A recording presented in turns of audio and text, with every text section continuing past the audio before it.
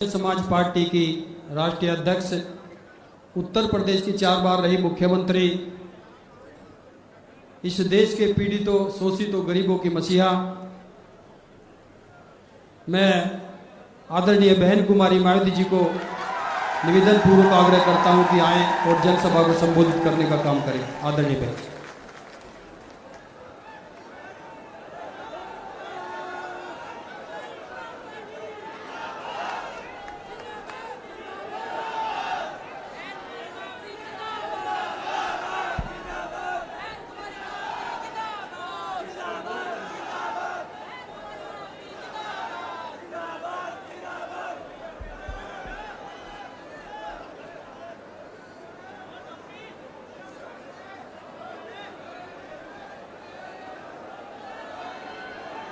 चुनावी जनसभा में इकट्ठा हुए बहुजन समाज पार्टी व भारतीय राष्ट्रीय लोकदल के बने इस गठबंधन के सभी छोटे बड़े पदाधिकारी, नेता एवं कार्यकर्ता गए। आज आप लोग यहाँ हरियाणा प्रदेश में विधानसभा के लिए हो रहे आम चुनाव में अपने गठबंधन के उम्मीदवारों के समर्थन में हमें सुनने के लिए यहाँ भारी संख्या में इकट्ठा हुए हैं, तो उसके लिए मैं आप सभी लोगों का हार्दिक दिल से आभार प्रकट करती हूँ, जिनको कामयाब बनाने के लिए भारतीय राष्ट्रीय लोकदल के वरिष्ठ राष्ट्रीय महासचिव चौधरी अभय सिंह चौटाला जी व इनके सभी साथीगण तथा बीएसपी के भी नेशनल कोऑर्डिनेटर श्री आकाश आनंद व यहाँ के संयोजक श्री रणधीर बेनीवाल और इनके भी सभी साथीगण पूरे जी जान से लगे हुए हैं। और अब मैं आप लोगों का ध्यान यहाँ हरियाणा प्रदेश में विधानसभा के लिए हो रहे आम चुनाव में अपने इस बने गठबंधन की सरकार बनाने को लेकर कुछ जरूरी बातों की तरफ दिलाना चाहती हूँ। और इस संबंध में हमारी पार्टी का ये कहना है कि अपने देश को आज़ाद हुए व भारतीय संविधान को भी लागू हुए अब बरसों बीत चुके हैं, और इस लंबी अवधि में केंद्र व आपके हरियाणा प्रदेश में भी विभिन्न विरोधी पार्टियों की सरकारें रही हैं। लेकिन दुख की बात यह है कि इस दौरान आपके हरियाणा प्रदेश में भी यहाँ विरोधी पार्टियों की रही सरकारों में सर्व समाज में से खासकर दलितों, आदिवासियों, पिछड़े वर्गों, मुस्लिम व अन्य धार्मिक अल्पसंख्यकों के साथ साथ गरीबों, मजदूरों, किसानों, व्यापारियों एवं अन्य मेहनतकश लोगों का भी पूर्ण रूप से विकास व उत्थान आदि नहीं हो सका, जिनकी सरकारों की गलत नीतियों एवं गलत कार्य प्रणाली आदि को अभी नहीं और ज़्यादा आजमाने की ज़रूरत नहीं है। और इस मामले में खास तौर से मैं दलितों, आदिवासियों व अन्य पिछड़े वर्गों के लोगों को ये बताना चाहूँगी कि इन वर्गों को परम पूज्य बाबा साहब डॉक्टर भीमराव अंबेडकर के कड़े संघर्ष एवं अथक प्रयासों से भारतीय संविधान में मिले कानूनी अधिकारों में से विशेषकर सरकारी नौकरियों में जो इन्हें आरक्षण की सुविधा मिली है, तो उसे यहाँ पहले कांग्रेस की और अब बीजेपी की तथा अन्य और पार्टियों की भी रही सरकारों की या चल रही सरकारों की जातिवादी सोच व मानसिकता के चलते इन्हें ये आरक्षण का पूरा लाभ नहीं दे पा रहे हैं। और अब तो इनके इस आरक्षण को ये पार्टियां, ये सभी पार्टियां, कांग्रेस, बीजेपी व अन्य जो जातिवादी पार्टियां हैं, ये सभी पार्टियां तो अब तो इनके इस आरक्षण को मान्य कोर्ट की आड़ में इसे प्रभावहीन बनाने में व खत्म करने की भी पूरी कोशिश में लगी हुई है।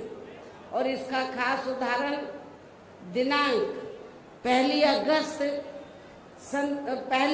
2024 को माननीय सुप्रीम कोर्ट का दिया गया निर्णय, जिसमें कोर्ट ने SC व ST के आरक्षण में, मैं इधर SC ST क्यों बोल रही हूँ, शेड्यूल कास्ट और शेड्यूल ट्राइब्स, क्योंकि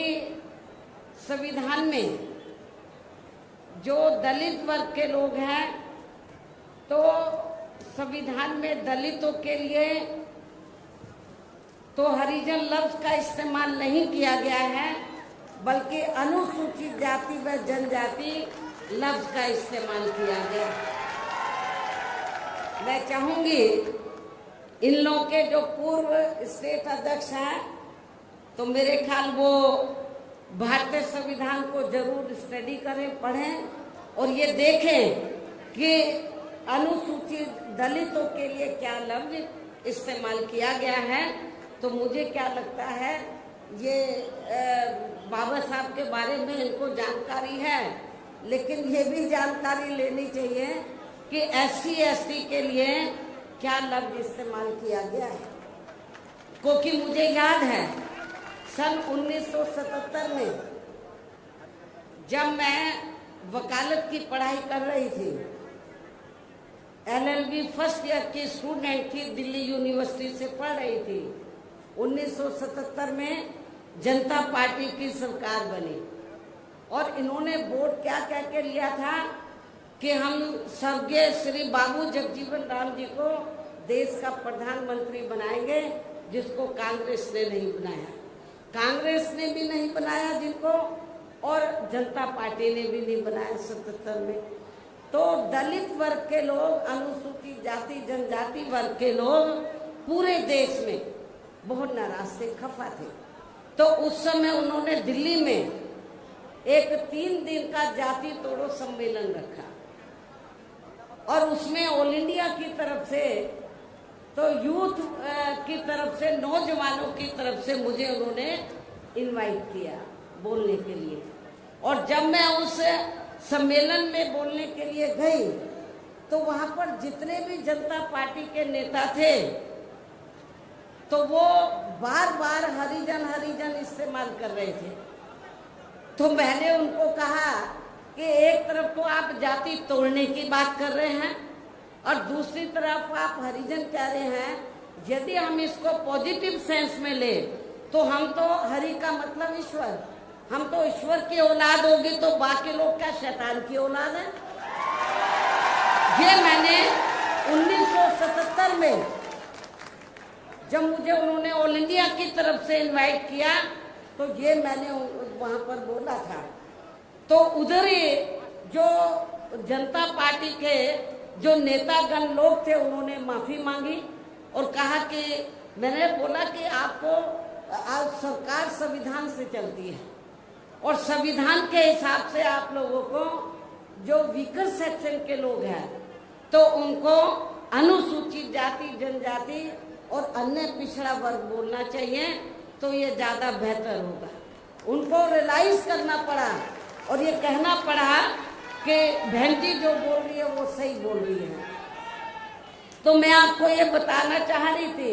माननीय सुप्रीम कोर्ट ने भी 1 अगस्त 2024 को, इसी वर्ष, माननीय सुप्रीम कोर्ट का दिया गया निर्णय है रिजर्वेशन को लेकर, जिसमें माननीय सुप्रीम कोर्ट ने, तो उन्होंने हरिजन नहीं बोला, ये जजमेंट आप उठा के देख लो। तो उन्होंने SC व ST के आरक्षण में वर्गीकरण व क्रीमी लेयर आदि को लागू करने की बात कही, जो नहीं होना चाहिए था। SC ST को जो रिजर्वेशन मिला है, परम पूज्य बाबा साहब डॉक्टर अंबेडकर के अथक प्रयासों से उस रिजर्वेशन में अभी तक उसमें कोई अलग से रिजर्वेशन नहीं था जो बाबा साहब ने व्यवस्था की थी। SC ST के लिए रिजर्वेशन है तो SC ST के लोगों को रिजर्वेशन मिलेगा, लेकिन रिजर्वेशन में से रिजर्वेशन की व्यवस्था बाबा साहब ने नहीं की थी। और रिजर्वेशन में से रिजर्वेशन का मतलब है शेड्यूल कास्ट को आपस में लड़ाना। SC ST को ये लड़ते रहे कि इसको कम मिला, इसको ज्यादा मिला है, जो ये नहीं होना चाहिए था, जो ये नहीं होना चाहिए था। लेकिन दुख की बात है कि सेंटर की ओर से बीजेपी की सरकार है, सेंटर के में उनकी ओर से सरकारी वकील खड़े हुए, कांग्रेस के भी वकील खड़े हुए और भी वकील खड़े हुए, उन्होंने माननीय सुप्रीम कोर्ट की हाँ में हाँ मिलाई। तो जिसकी वजह से तो जो देश में SC ST वर्ग के लोग हैं तो उनको आरक्षण में उनके आरक्षण में वर्गीकरण व क्रीमी लेयर आदि को लागू करने की बात उन्होंने कही, जो ठीक नहीं था। इस निर्णय से हमारी पार्टी बिल्कुल भी सहमत नहीं है। और यदि इन वर्गों के आरक्षण के मामले में केंद्र की वर्तमान भाजपा सरकार, जो बीजेपी भी कहती है कि हम आरक्षण के पक्षधर हैं, तो यदि इन वर्गों के आरक्षण के मामले में केंद्र की वर्तमान भाजपा सरकार की भी नीति व नियत साफ होती तो फिर ये सरकार माननीय सुप्रीम कोर्ट के आरक्षण को लेकर आए इस निर्णय को बिना कोई देरी किए हुए उसे निष्प्रभावी बनाने व पूर्व की स्थिति में लाने के लिए संसद का विशेष सत्र बुलाकर फिर संवैधानिक संशोधन विधेयक जरूर लाती और उसे विपक्ष को साथ में लेकर पास भी जरूर कराती। और इतना ही नहीं बल्कि इसके लिए कांग्रेस व इनके इंडिया गठबंधन ने अभी तक भी केंद्र सरकार पर कोई दबाव नहीं बनाया। ना तो केंद्र में बीजेपी की सरकार संवैधानिक संशोधन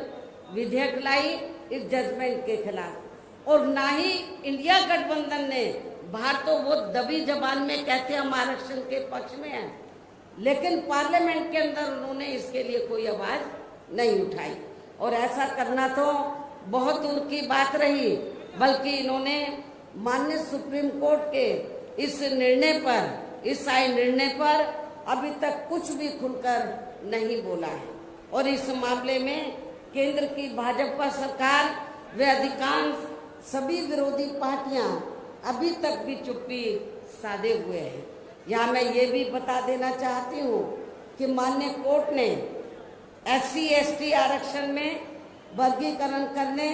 व क्रीमी लेयर आदि को भी लागू करने का ये कार्य अब पहले संसद के पास था,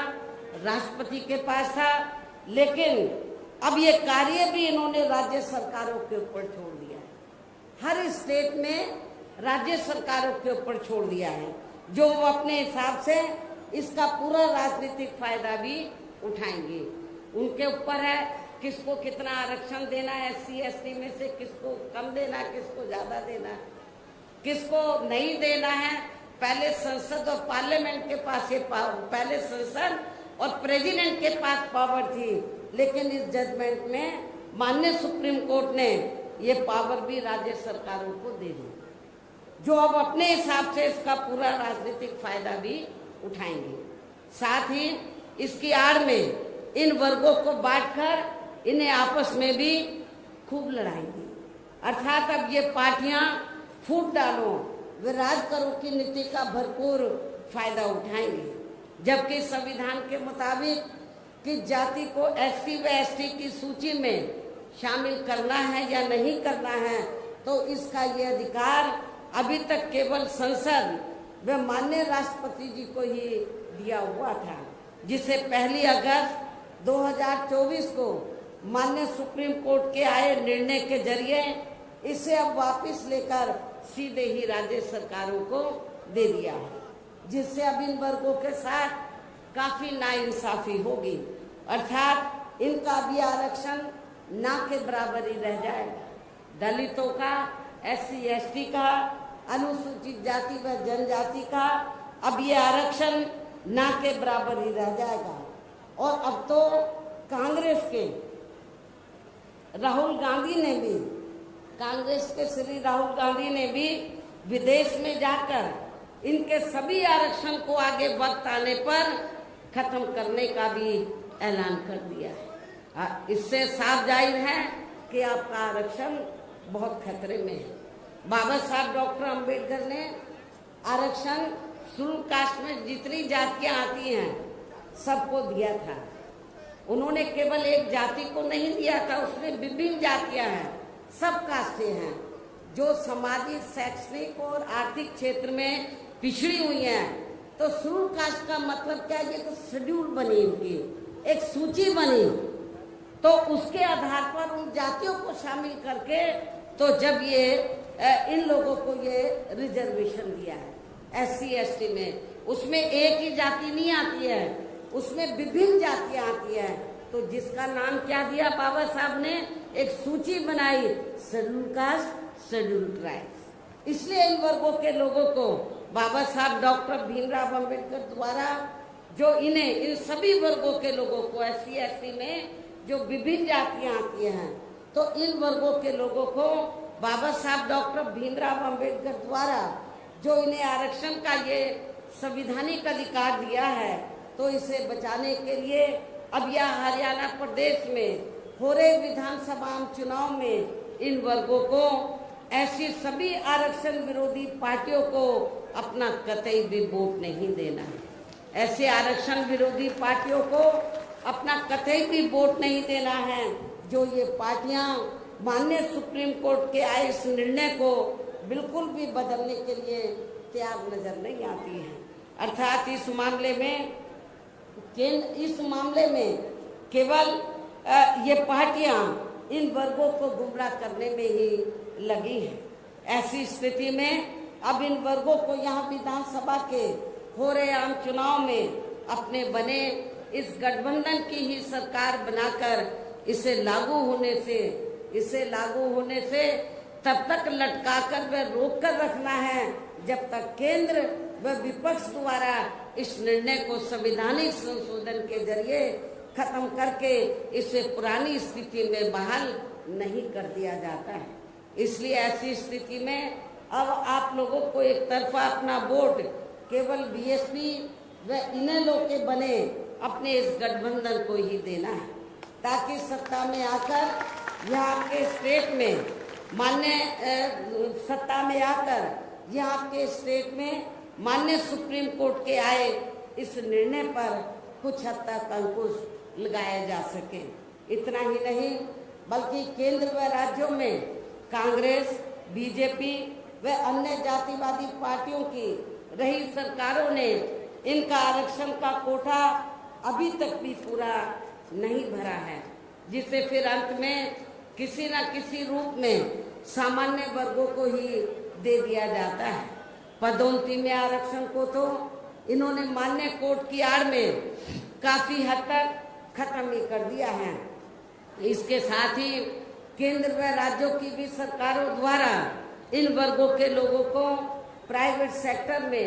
आरक्षण दिए जाने की व्यवस्था किए बिना ही इनके ज्यादातर सरकारी कार्य अब यहाँ प्राइवेट सेक्टर के जरिए ही देश के अधिकांश बड़े बड़े पूंजीपतियों व धन्नासेठों को ही दिए जा रहे हैं, जिसके कारण आपके यहाँ हरियाणा प्रदेश से पूरे देश में अब इन वर्गों के लोगों को आरक्षण का बहुत कम ही लाभ मिल पा रहा है। और इससे अब पूरे देश में दलितों व आदिवासियों के साथ साथ अन्य पिछड़े वर्गों का भी काफी ज्यादा नुकसान हो रहा है। आपके हरियाणा प्रदेश में SC ST की तरह जो OBC वर्ग के लोग हैं, अन्य पिछड़े वर्ग के लोग हैं, इनकी भी काफी तादाद है, जबकि अन्य पिछड़े वर्गों के लोगों को ये भी मालूम होना चाहिए कि इन्हें मंडल कमीशन की रिपोर्ट के तहत आरक्षण की एक सुविधा केंद्र में कांग्रेस पार्टी की रही सरकार में, बल्कि बीएसपी के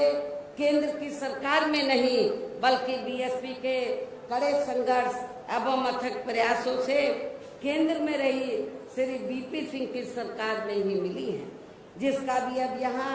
जातिवादी विरोधी पार्टियों की चल रही सरकारें इन्हें पूरा लाभ नहीं दे पा रही हैं। इसके साथ ही श्री बीपी सिंह की सरकार में ही इन वर्गों के मसीहा परम पूज्य बाबा साहब डॉक्टर भीमराव अंबेडकर को भी यहाँ भारत रत्न की उपाधि से सम्मानित किया गया था, जिसके लिए वो हर प्रकार से पात्र भी थे। जबकि इन्हें ये सम्मान उनके जीते जी परम पूज्य बाबा साहब डॉक्टर भीमराव अंबेडकर के जीते जी केंद्र में रही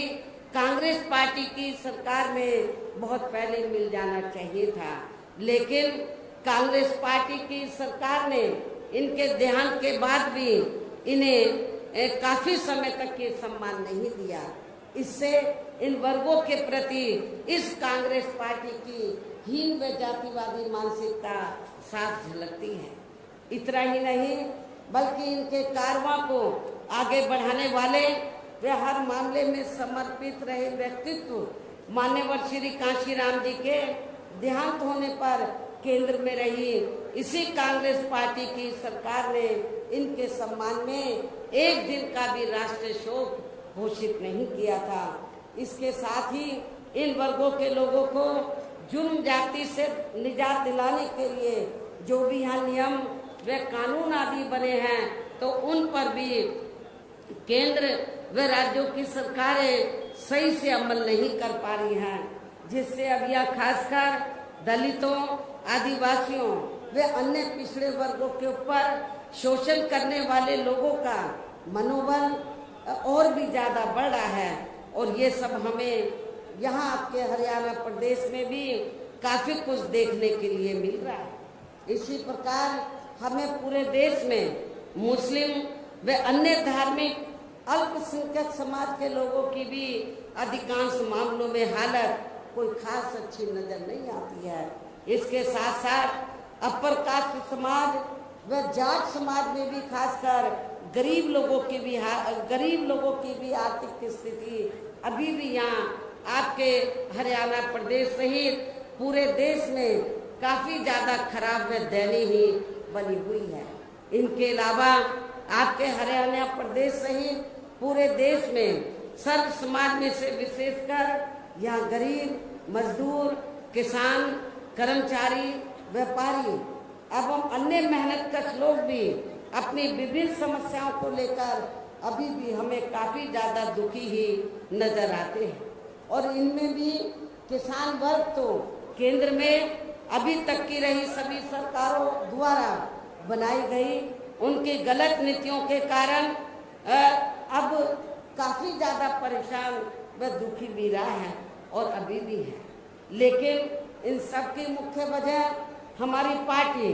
केंद्र में व आपके हरियाणा प्रदेश में भी यहाँ अब तक की रही अधिकांश विरोधी पार्टियों की सरकारों की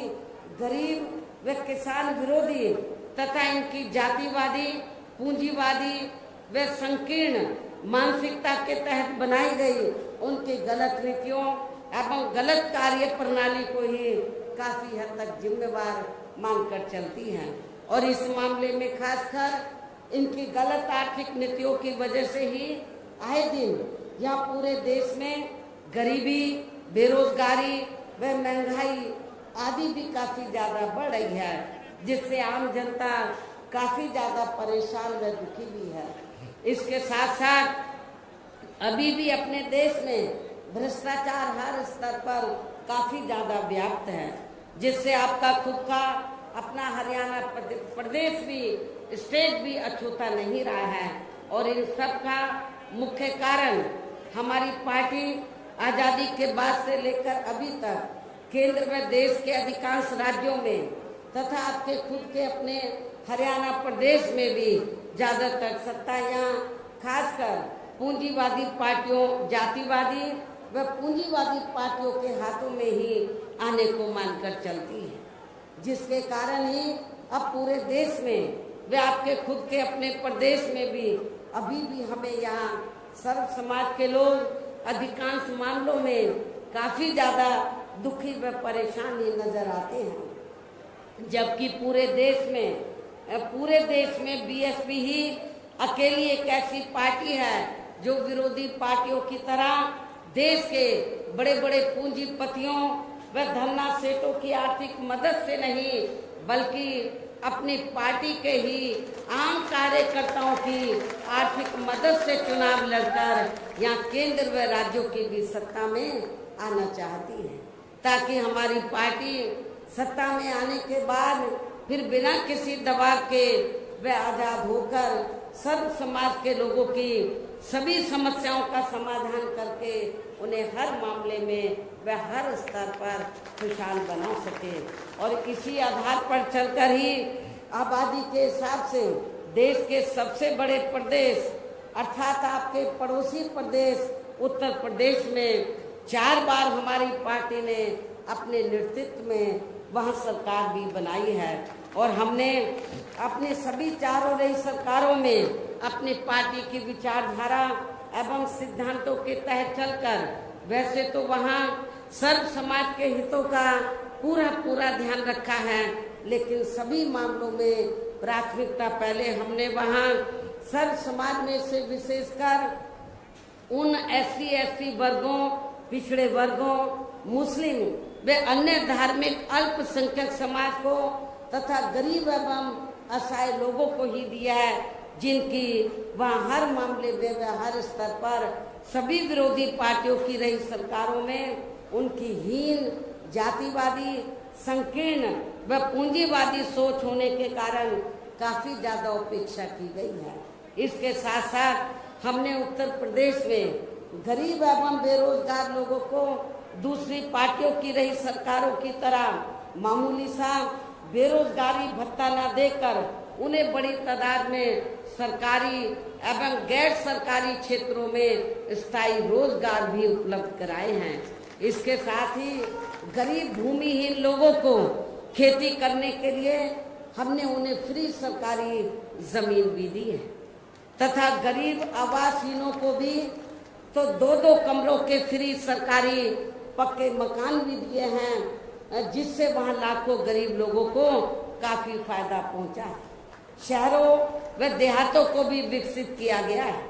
देहातों को डॉक्टर अंबेडकर ग्राम विकास योजना के तहत, शहरों को मान्यवर श्री काशीराम जी शहरी समग्र विकास योजना के तहत इनको डेवलप किया गया। इसलिए क्योंकि शहरों में और देहातों में घुसते ही मालूम पड़ जाएगा कि ये दलितों की बस्ती है, ये कमजोर वर्गों की बस्ती है, जिनको जातिवादी मानसिकता के तहत आजादी के बाद से लेकर लगातार जिन भी पार्टियों की सरकारें बनी उन्होंने उनको विकसित नहीं किया। लेकिन जब BSP की सरकार बनी तो हमने बाबा साहब के नाम से योजना बनाकर उन बस्तियों को डेवलप किया और भी बस्तियों को गांव में डेवलप किया, तो जिसकी वजह से उनका रहन सहन में काफी फर्क आया। इसके अलावा हमारी पार्टी की रही सरकार ने वह विभिन्न क्षेत्रों में लगे लोगों के साथ साथ छात्रों, युवाओं, महिलाओं व बुजुर्गों आदि के हितों में भी अनेकों महत्वपूर्ण व ऐतिहासिक कार्य किए हैं, जिनसे उन्हें काफी ज्यादा लाभ पहुंचा है। किसानों की भी अधिकांश समस्याओं का काफी हद तक समाधान किया तथा उनकी फसलों का भी उन्हें समय से उचित दाम दिया गया है, जो आपके हरियाणा में भी शायद कभी इतना फायदा किसानों को नहीं पहुंचाया गया हो। इतना ही नहीं बल्कि हमने उत्तर प्रदेश में सर्व समाज के लोगों के ऊपर किसी भी प्रकार की कोई जुल्म जाति आदि भी नहीं होने दी है। इसके साथ ही हमारी पार्टी की रही सरकार ने अपने देश में दलित एवं अन्य पिछड़े वर्गों में समय समय पर जन्मे यहाँ महान संतों, गुरुओं व महापुरुषों में भी खासकर महात्मा ज्योतिराव फूले, छत्रपति साहू जी महाराज, श्री नारायणा गुरु, बाबा साहब डॉक्टर भीमराव अंबेडकर एवं मान्यवर श्री कांशीराम जी आदि को भी विभिन्न रूपों में पहली बार वहाँ पूरा आदर सम्मान दिया है, जिन्हें विरोधी पार्टियों के लोग अभी तक भी आसानी से पचा नहीं पा रहे हैं। इस प्रकार से उत्तर प्रदेश में हमारी पार्टी ने अपने सभी चारों रहे शासनकाल के दौरान वहाँ हर मामले में वह हर स्तर पर सर्व समाज के लोगों को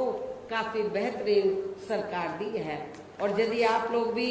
यहाँ अपने हरियाणा प्रदेश में गरीबों, किसानों व आम जनहित के तथा विशेषकर कमजोर एवं उपेक्षित वर्गों के हितों में ऐसे ही कार्य करना चाहते हैं, इसके साथ ही आपके प्रदेश की जनहित से जुड़ी जो भी यहाँ स्थानीय समस्याएं हैं